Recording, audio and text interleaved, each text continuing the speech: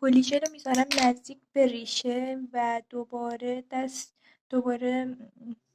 قلم پلیشه رو حس میکنم، اضافه هاشو میگیرم و یه ضربه میزنم روی پلیشه تا به ریشه نزدیک تر بشه. ضربای آروم آروم میزنم. وقتی اینقدر نزدیک به ریشه شد چیکار میکنم؟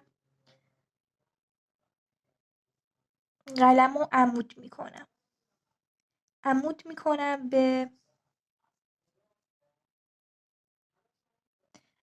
میکنم به ریشه تا به پوست برخورد نکنه، یعنی اینطوری.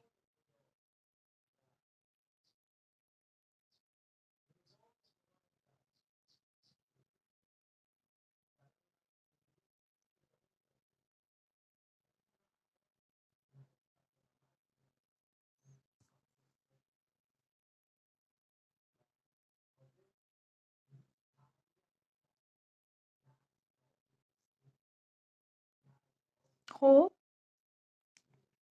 الان ریشه کامل پر شده. باید این مواد اضافه رو سمت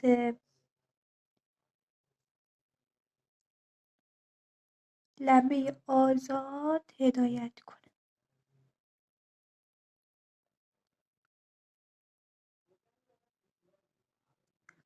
خب فقط حواسم هست که اپکس رو از بین نبرم، پس دیگه به اون قسمت کاری ندارم.